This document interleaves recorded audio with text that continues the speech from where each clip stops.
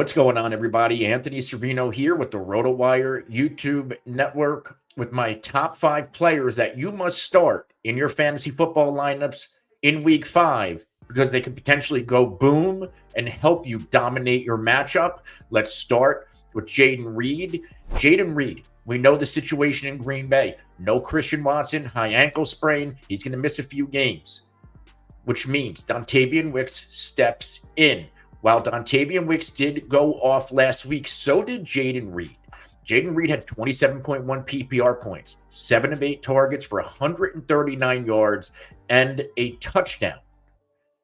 In 2 games played with Jordan Love this season, we have gotten at least 27 PPR points. Remember, in week 1, Jayden Reed also went off for 33.1, logging 4 receptions for 138 yards and a touchdown. He also ran the ball for a 33-yard touchdown.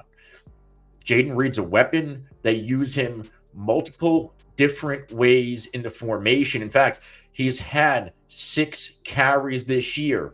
And outside of last week, he has yet to have under 19 yards rushing in a single game played. So he's a weapon no matter any time they give him the football. We know LaFleur is an outstanding play caller. He's going to put his guys in positions to succeed and exploit matchups.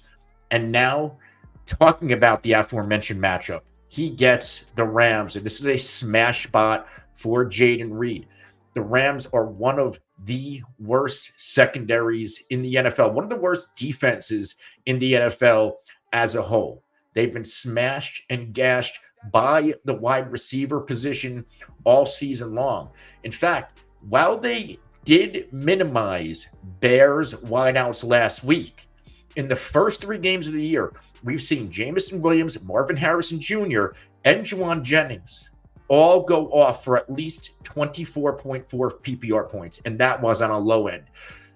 If you remember, Harrison popped for 29 and Juwan Jennings in week 3 popped for 46.5. I'm not telling you Jayden Reed's going to give you 46.5 PPR points, but does he have another 25-plus game in him? He absolutely does, and it could happen in week 5. Let's go to another player we should be starting, Brian Thomas Jr. Rookie wide receivers this year are playing outstanding football. And while Malik Nabers and Marvin Harrison Jr., they steal the spotlight, let's not forget that Brian Thomas Jr. is playing well despite a fairly bad offense led by Trevor Lawrence and Press Taylor. At worst, we've gotten 9.8 PPR points out of Brian Thomas. That was in week 3, tough matchup against Buffalo. In the other 3 games, 14.7, 11.4. Last week, a season high, 21.9. In fact, he's now logged back-to-back games with 9 targets, 5 receptions, and 48 yards. Last week, however, was the ultimate game. He put it all together for the first time. 6 receptions, 86 yards, a touchdown. He even got his first carry of the year that went for 13 yards. Using the tools at rotowire.com, we can see Brian Thomas. He's the full-time, big-time player.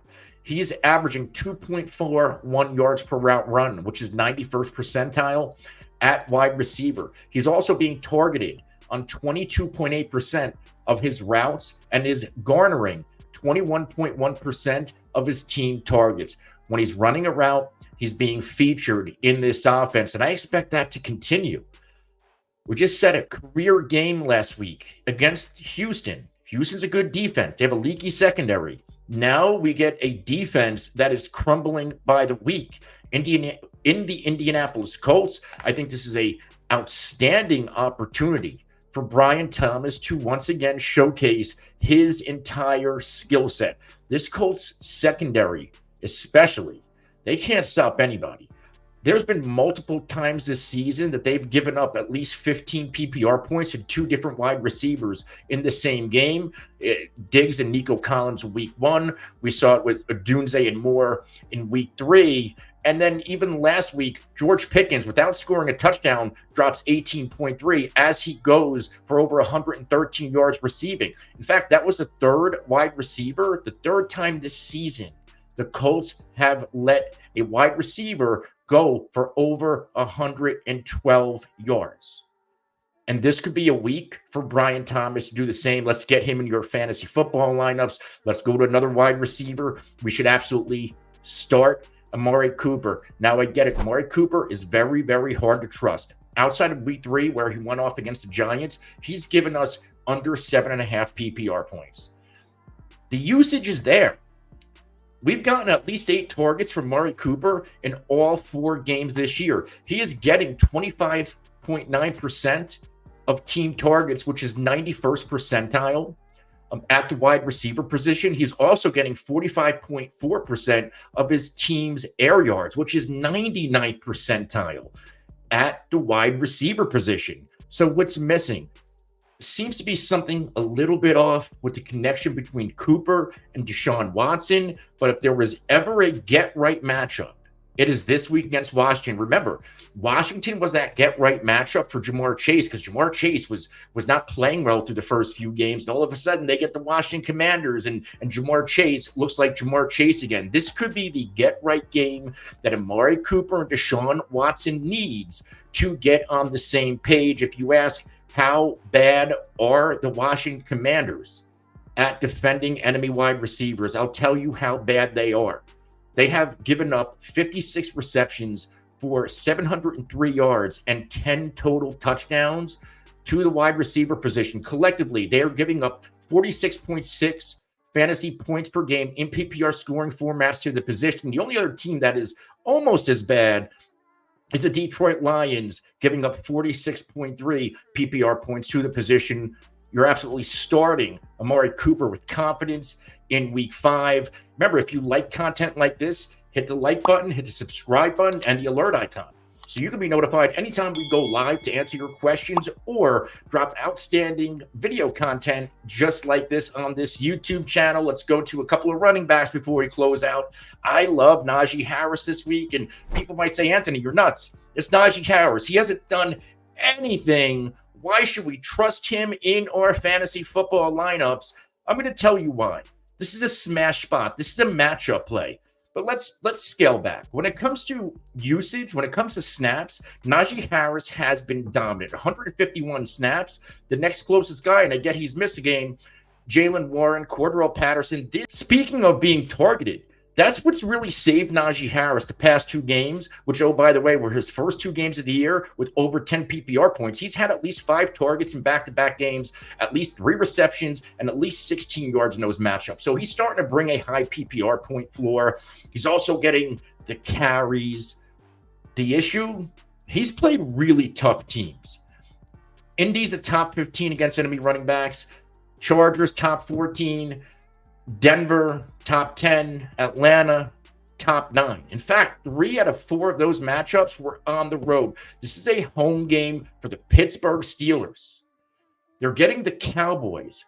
They are by far one of the easiest matchups for enemy running backs. And the Cowboys, they've been smashed and gashed. Jerome Ford in week 1 goes for 18.9. Kamara, we know what he did. I think he's still scoring touchdowns, went for 44. Derrick Henry, 30.4. I think he's still running after this matchup. Now, Dallas did, they minimized Devin Singletary. But if you ask me, Cleveland, New Orleans, Baltimore, they all have better backs and superior run-blocking offensive lines. And I'll go out on a limb and say Najee Harris, first-round pedigree from Alabama, is a superior running back to Devin Singletary. And this is a superior run-blocking offensive line. And I'm a Cowboys fan. Derrick Henry's probably going to run down my team's throat. Let's go to my final start, my final must start, DeAndre Swift. DeAndre Swift, after giving us horrendous production, after giving the Bears horrendous production, never mind fantasy football managers, through the first 3 games, he looked like a superstar last week. DeAndre Swift went off almost 30 PPR points, 16 for 93 and a score on the ground, catches all 7 targets for 72 yards as a receiver. And we know DeAndre Swift is an elusive running back. I don't know what was going on the first 3 games. They were tough matchups, all top 15. But when the matchup presented itself well last week against the Rams, we saw the good version of DeAndre Swift. And that tells me DeAndre Swift, until we see otherwise, should be viewed as a matchup play. And only 16 and a half touches per game, and he's probably going to concede some goal line work to Roschon Johnson, who has looked good.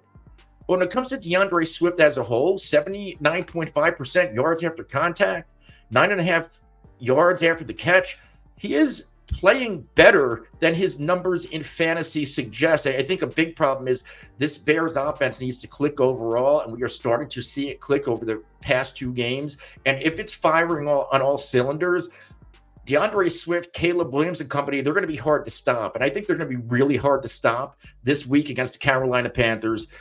They're even worse than Dallas Cowboys at containing enemy running backs. This is another team that, multiple running backs have put up monster fantasy games against the Carolina Panthers this year. Guys like Kamara, last week, Chase Brown and Moss both look like superstars. We saw Alexander Madison find the end zone. J.K. Dobbins went off in week 2.